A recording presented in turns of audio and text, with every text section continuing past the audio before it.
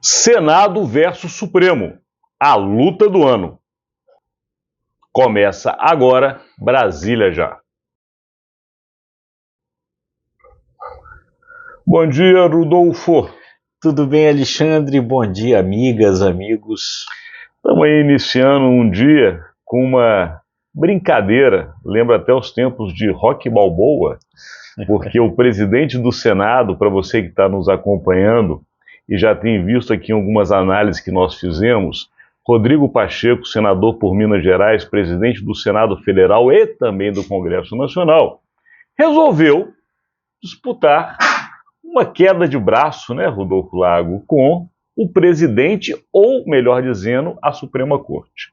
E para isso ele elaborou, juntamente com outros senadores, numa grande composição, uma proposta de emenda constitucional que visa restringir os poderes destes ministros, pelo menos no que toca às famosas decisões monocráticas, ou seja, um ministro apenas dos 11 que compõem o Supremo Tribunal Federal poder, numa única decisão, mudar toda uma história sem ouvir os outros 10. É mais ou menos assim, né? É isso mesmo. Essa proposta de emenda constitucional, que está prevista para ser votada hoje no plenário, limita essa possibilidade de decisão solitária, né, de decisão monocrática. Ontem, o presidente do Senado, numa entrevista antes da sessão do Senado, ele colocou justamente isso, que na verdade ele não está, segundo ele, fazendo um confronto ao Supremo, mas na verdade é um aprimoramento da legislação, da Constituição, porque no entendimento dele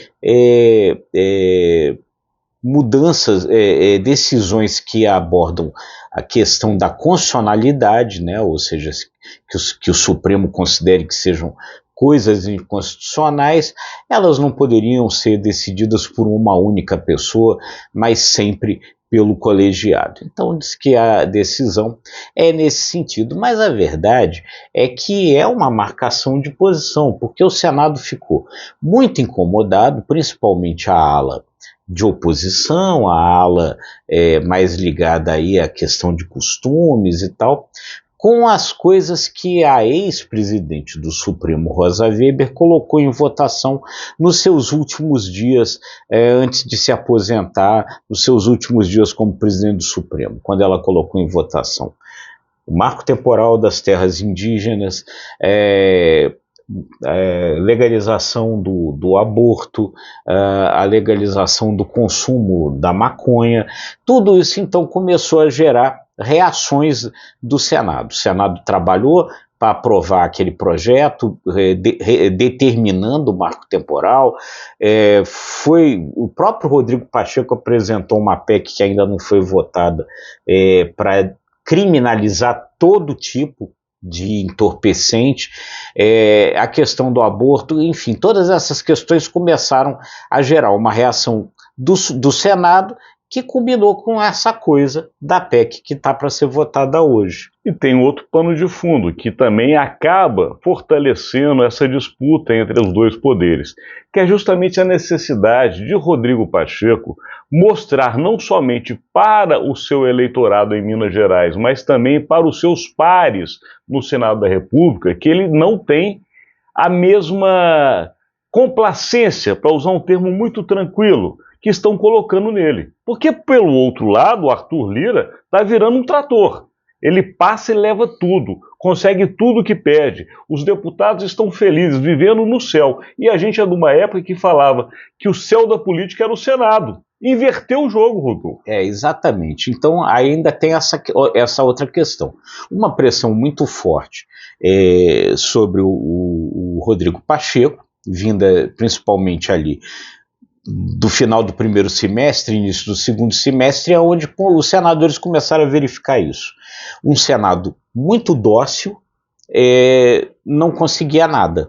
E uma Câmara que morde mais, uma Câmara mais pitbull, pressionando o tempo inteiro, vinha conseguindo as coisas. Arthur Lira tem hoje 3 ministros indicados, tem a presidência da Caixa, libera mais emenda orçamentária e o Senado não conseguiu ainda nada. Então, os senadores começaram a fazer essa pressão forte em cima do Rodrigo Pacheco, que tem dificuldades eleitorais em Minas Gerais, que tem a questão aí da sucessão da presidência, né, que quer fazer como sucessor o presidente da Comissão de Constituição e Justiça, Davi Alcolumbre.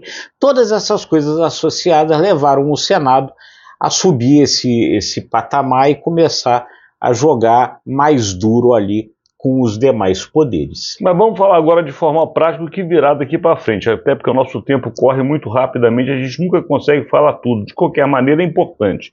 A PEC passará por duas, e aí eu quero que você explique rapidamente o que aconteceu ontem em duas votações qualificadas, porque se trata de uma PEC, e será remetida à Câmara, na qual casa não tem tanta expectativa de votação e aprovação como parece que acontecerá no Senado, não é isso? É isso, né? O que aconteceu ontem? Ontem havia até expectativa de que a PEC já fosse colocada em votação. Mas o Rodrigo Pacheco sentiu que talvez o quórum não tivesse tão bom, ele resolveu fazer um teste.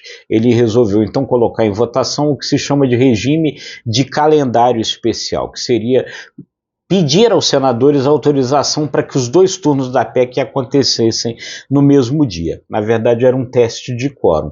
Teve 48 votos favoráveis. Uma PEC, para ser aprovada, precisa de 49.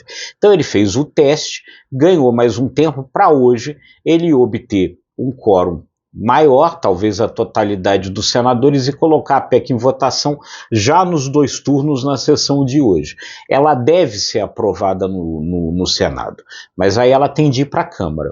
E aí, no caso, a expectativa é que lá na Câmara, o presidente da Câmara, Arthur Lira, engavete essa PEC, ele deixe ela dormindo numa gaveta lá e não coloque ela em votação. O que só reforça o seguinte, o que aconteceu no Senado ontem, o que ainda vai acontecer hoje, é mais uma marcação de posição do que efetivamente algo que deva provocar alguma mudança de fato no regime do Supremo. E até tem uma outra última questão que é importante dizer. Essa questão pode acabar indo parar no Supremo mesmo. Alguém pode fazer algum questionamento e o Supremo pode dizer que isso é uma interferência de um poder sobre o outro e considerar essa PEC inconstitucional. Então, tem todo esse caminho. Agora a posição do Senado fica marcada. Era só o que faltava, né? O Supremo decidir sobre uma provocação contra o próprio Supremo. Não vai ficar na gaveta da eternidade mesmo, que eu acho que é o melhor caminho que eles vão encontrar. De qualquer maneira, como você disse, Rodrigo Pacheco marca a posição, mas daqui a gente tem que marcar o fim deste conteúdo, porque o nosso tempo está estouradíssimo, agradecendo a sua audiência. É isso aí, gente. Muito obrigado. Se você gostou, curta, compartilhe e se inscreva nos nossos canais. Obrigado e até amanhã.